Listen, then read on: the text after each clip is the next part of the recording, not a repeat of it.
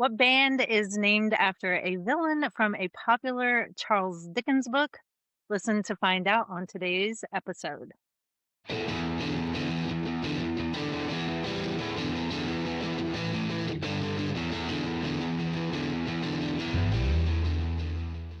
All right, welcome, music lovers. Today we are going to be talking about Uriah Heep, if you guessed it. Uriah Heep is one of the characters in Charles Dickens' book, David Copperfield. And because that was my dad's second concert, that's why we're going to be talking about them today. But first, before we get started, what have you been listening to, Dad?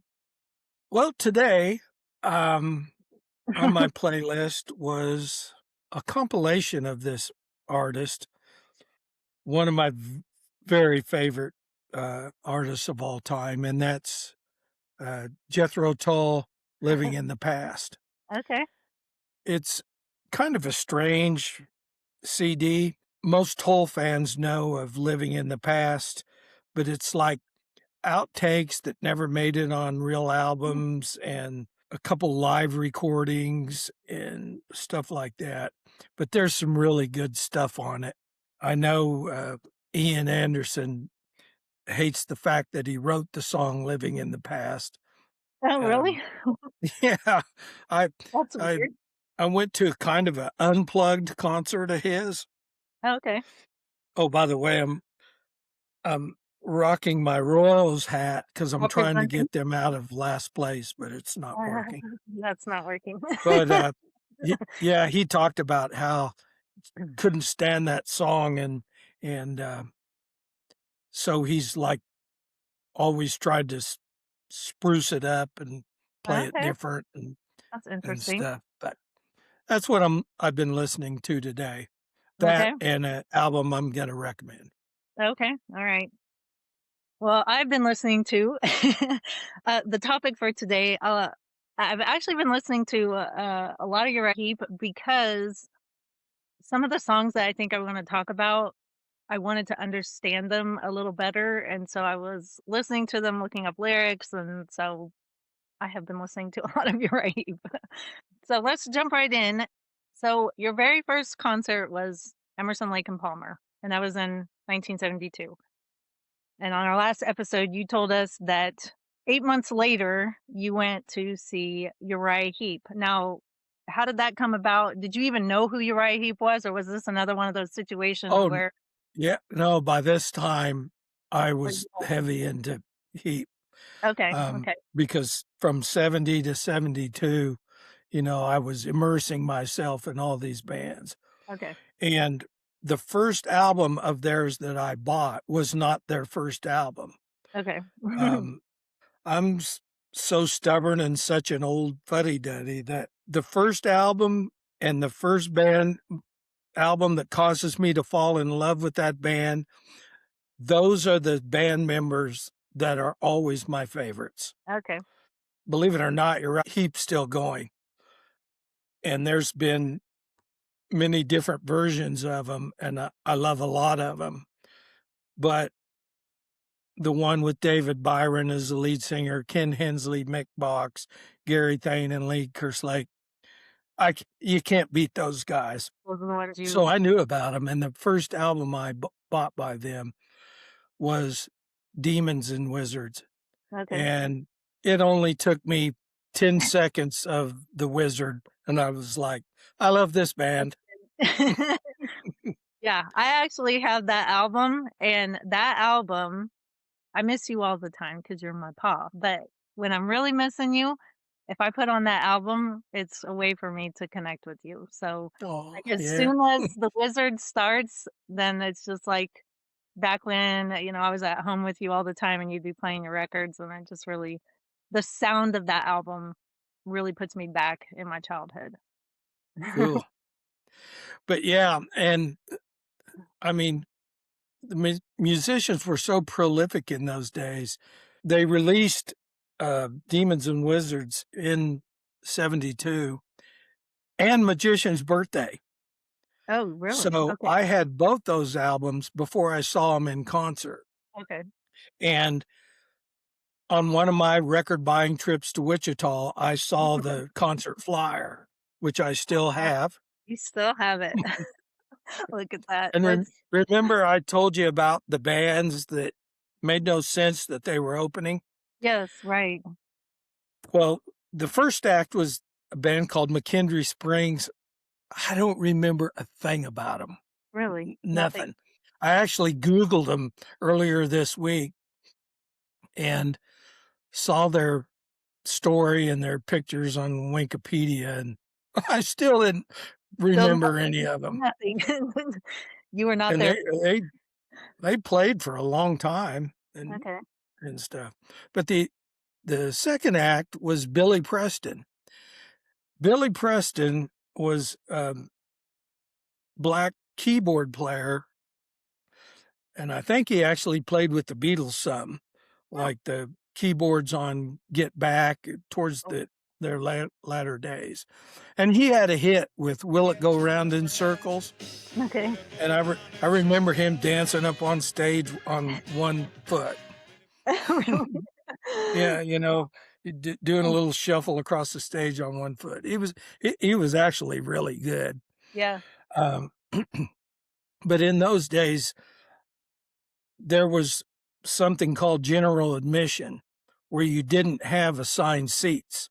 Okay. So what we would do, and I think I went with my buddies Brian, Herbie, and possibly Mike Willie, God rest their souls. Mm. And we'd always get there early so we could get right at the door. Or So as soon as the doors open, man, we were right down there and got right in front of the stage.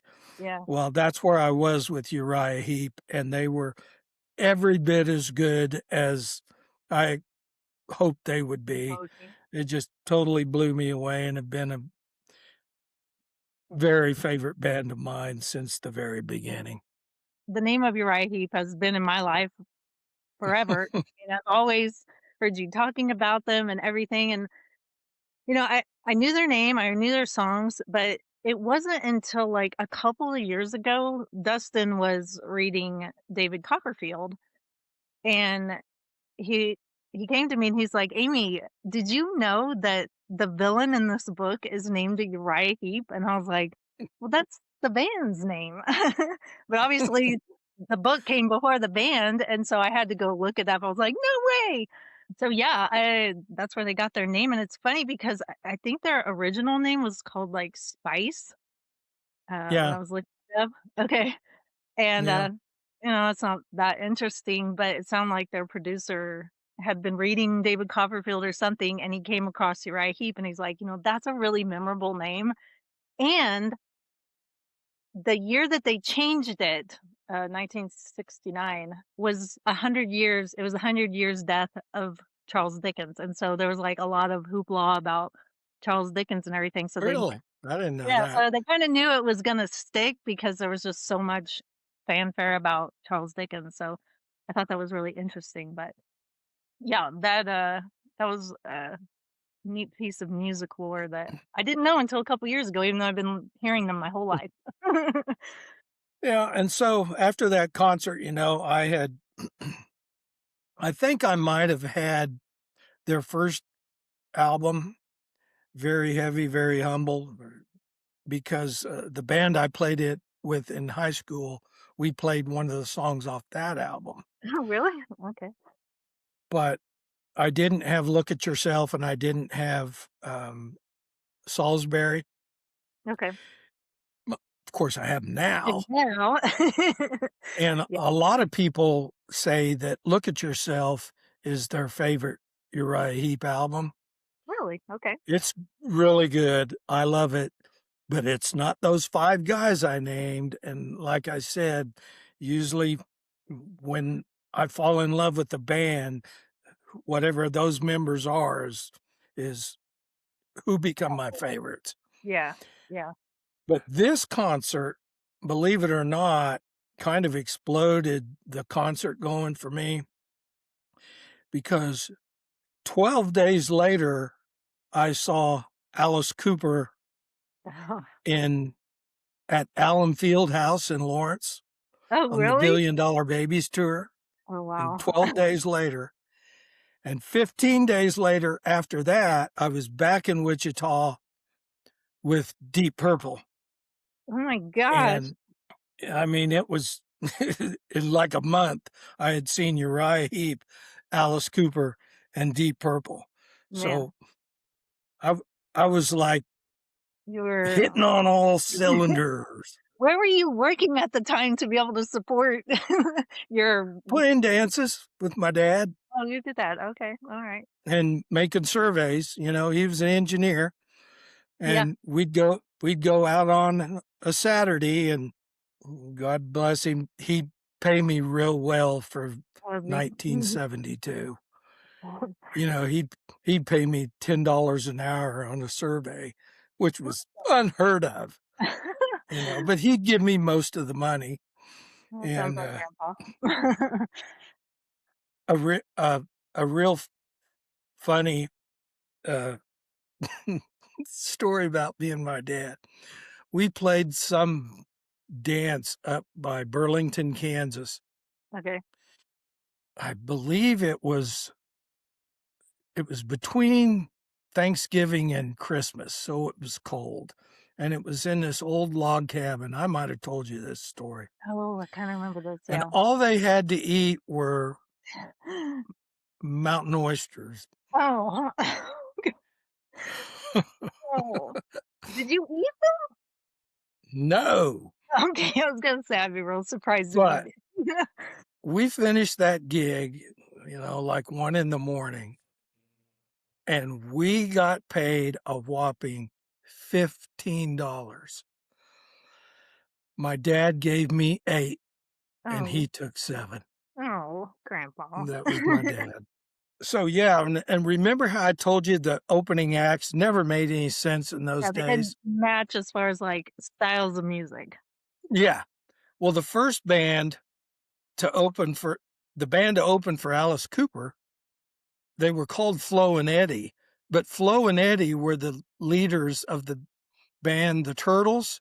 Have you Okay. heard of the Yeah, So yeah. Happy Together? It's like, The Alice Cooper, match that with Alice Cooper. yeah, Seems like the yeah. 2 totally different, Well, and then we got to Deep Purple, and this was the first that they kind of started making sense. The opening act was a guy, kind of a blues guitarist named Rory Gallagher, Mm, and I ended up getting one of his albums because I mm, liked him. He was really good. yeah. But a really interesting thing that happened at the Deep Purple concert, besides my ears, because I was stage front in front of Ritchie Blackmore, and my Oh, ears rang for a week. I went to yeah. school, and all I heard in my head was, "Ee." It's just Oh it my was gosh, dad? it was terrible, Oh. but Mm, it was Fleetwood Mac. A lot of music people will know there was Fleetwood Mac before Stevie Nicks and Lindsey yeah, Buckingham, yeah, and I had a lot of their early albums like Bare Trees and, Mystery to Me yeah. and Penguin, which I love.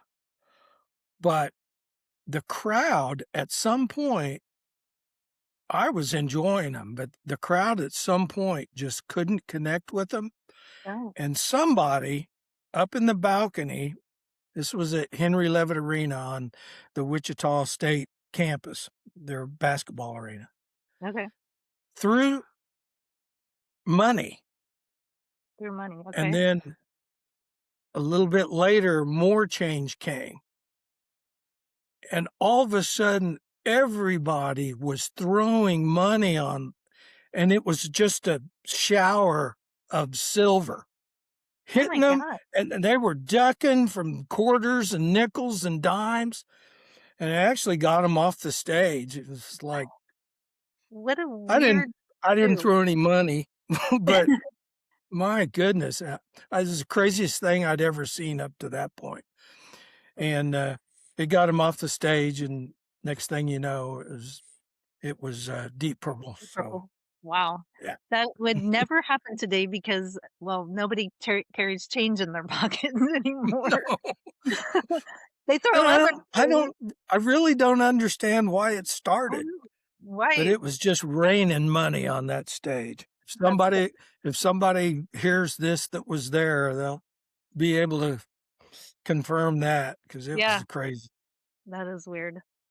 Well, going back to Uriah Heep, so now last time you asked me what album cover I always wanted to see when I was a kid, and I said, well, the Abominog, and I listed off two other ones, but because there was quite a collection of ones that I like to look at. Mhm. The Abominog was probably the one that was most captivating, and people are probably going to think that's weird because of the creature on the front looks kind of like the devil, um, what you would imagine the devil looking like. But there was just something about it that it scared me. That album was the one I always pulled out, and it was kind of easy to find because it was bright red too. Yeah, it's bright red. Yeah. Well, What is the Abominog? yeah. What is it? But I was actually reading about like why they picked that, and they had moved. Well, I was saying that they had moved from being more a progressive rock band to more hard rock, and they wanted that.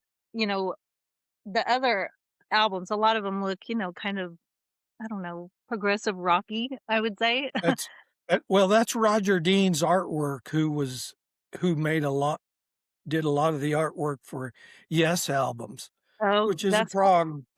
yeah, it definitely looks similar.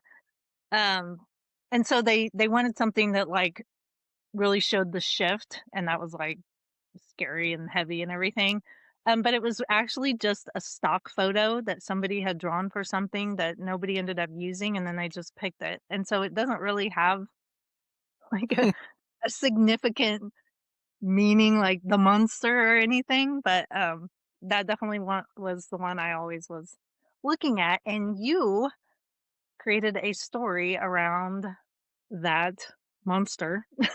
I did, And, and it's called you made a book.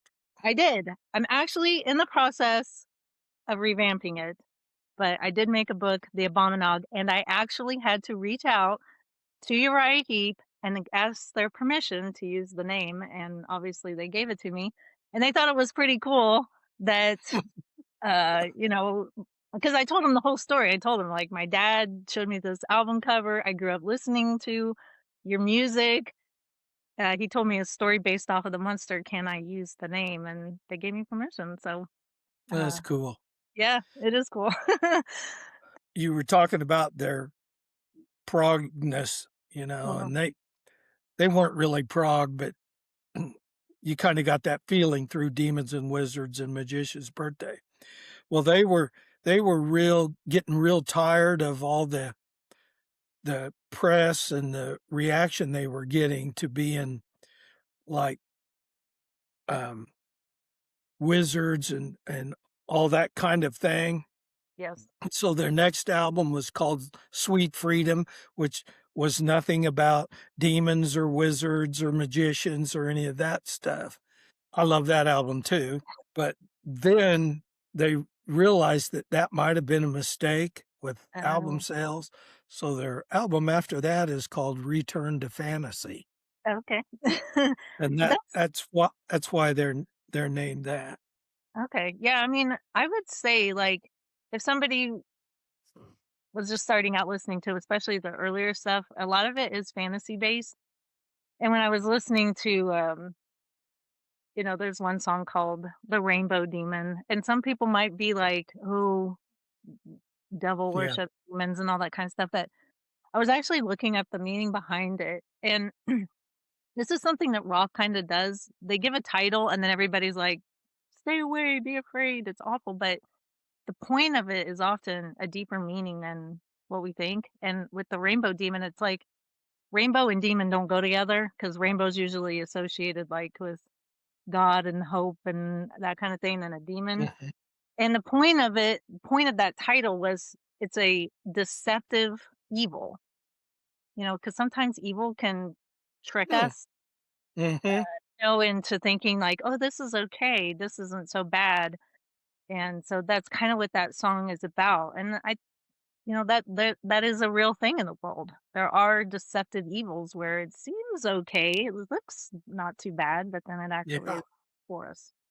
So I thought that was really interesting because I know a lot of people would look at that and be like, "Oh, I'm never ever gonna Yeah. get the chance," but sometimes there's a deeper meaning. Very So, true. Ve but very true. so they have a lot of albums. Do you have them all? I'm missing one. Cool one. Uh, it's something about the wild. After David Byron left, John Wetton kind of became a vocalist for him along with Byron, and then they got, his name and he made 3 albums, John Lawton, Oh, okay. and I really enjoy those albums. And then they created an album that I think it drove the keyboard player, Ken Hensley, the main songwriter, away Mhm. because it is horrendous. It's called Conquest. Don't ever get it. Anybody who hears it, No. just skip over it unless you're a person that has to have the whole collection. You have it. Do you listen to it? Or You do you know just I do because go I ahead? I have to listen to everything I have, I know you do. and That's it's torture. excruciating, and I hate every second of it, but put myself through that torture. But then came the Abominog, and a song off the Abominog, "That's the Way That It Is," My was favorite. actually on MTV. Yes. So you actually got to see Uriah Heep on Yep. MTV in the early days. I think it's like '82 maybe?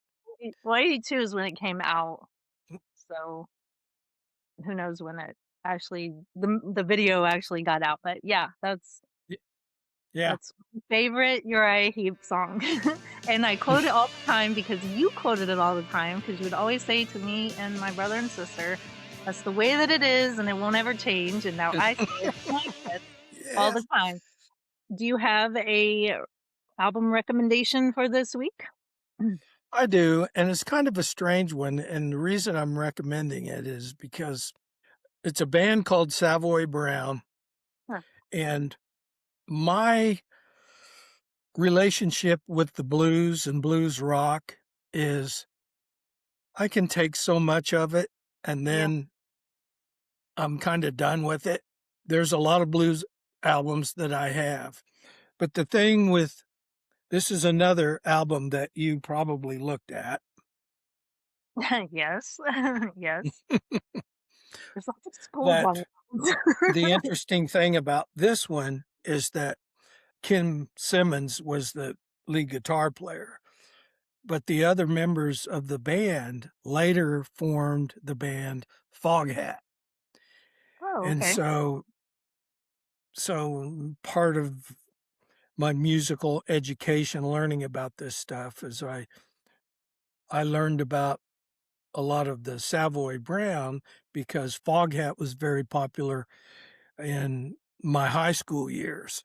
Mm, yeah, And and so somehow I in probably a magazine, I learned that these guys were in Savoy Brown.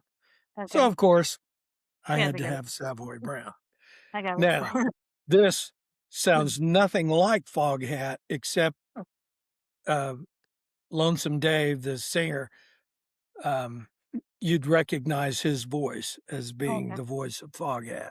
Yeah, okay. But aside from that, it's very bluesy, but it's interesting to see the progression from the early Foghat and what got them to the sound that became pretty popular through the Yeah, '70s.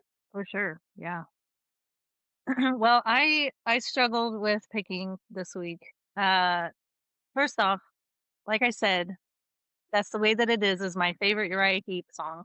However, my other favorite song of theirs is "Across the Miles," which is on a later album. I think it's called Sonic, um, Origami.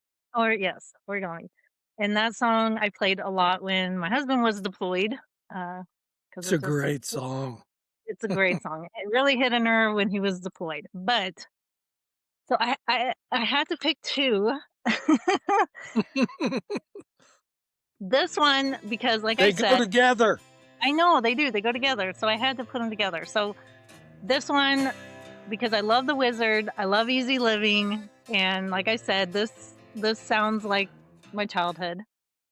And this one, sorry, uh, Rain on it is just a really great song, and I the song Sunrise and Rain really go together for me, and they kinda contrast, but kinda have the same meaning, a lost love and having to go on whether it's sunny or it's rainy, so I would pick either one of these 2.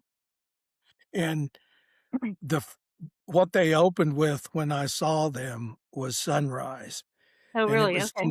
it was completely black, and, it starts with that slow build up, Yeah. dun, dun, dun, and crescendos, and when that, "Ah" comes Yeah. on, that the whole stage lit up, Oh, and I okay. was just blown back, and I was like, Woo! "Oh, this is magnificent." This is wonderful. Cool. Yeah, and of course, they played a couple songs, um, like Gypsy and, Look at Yourself off some of their earlier stuff, nothing off Salisbury, of course, but most of it was those 2 albums, and it was I was in heaven. You were. Cool. All right. Well, I think that will do it for this week. Keep on rocking out and pick up uh, some Uriah Heep albums or give it a listen on YouTube and see what you think.